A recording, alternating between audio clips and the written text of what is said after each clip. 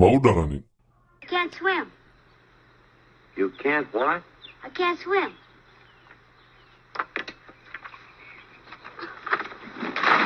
Assalaamu calaykum.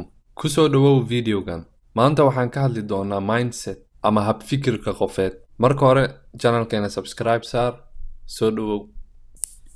Mindsetkaaga ama hab fikirkaaga waa isku dardarka fikrado aad ka haysato naftaada iyo nolosha.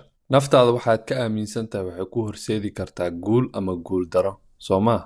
Aan isla fiirino laba nooc ee mindsetka loo kala qaaday. Qoraaga buugga mindset ay qortay Dweck waxay u kala qaybisay mindsetka laba nooc. Tan koowaad fixed mindset. Google-ka markaan isticmaalay wuxuu ii soo saaray maskax go'an. Tan labaad growth mindset, maskaxda koritaanka. Aan ku bilaabo tan koowaad ee fixed mindsetka.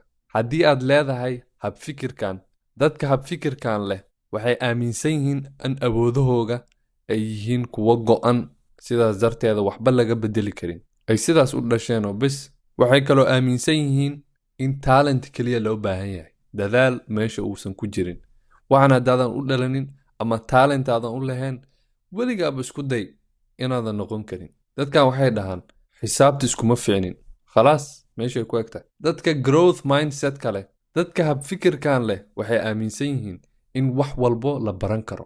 Waan u dhashay kaliya aysan ku caawinayn oo aad bedeli karto qofkaad shalay ahayd. Sidoo kale dadkan waxay dhahaan xisaabtu way igu adag tahay laakiin waan ogahay inaan ku fiicnaan doono haddii aan dadaalo. Fiiri ilmaha yaryarka markay socodka baranayaan, mar way gurguurtaan, mar inay istaagaan ay isku dayaan, kadib way dhacaan, laakiin dadka oo dhan way ku faraxsan yihiin.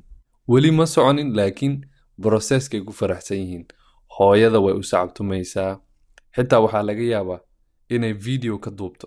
Laakiin ma arkaysid waalid ku dhahayo cunugiisa guuldaradaada way badatay ee wax kala raadso, socod shaqadaada maaha. Ka waran haddii wax walbo aan rabno inaan gaarno aan u fiirino sida socod barashada carruurta, khaladaadkeena aan u aragno fursad koritaan. Ma aqaan keliya ha ku joojin waxaad rabto inaad noqotid. Ficil samey, dadaal, talent waa la samey.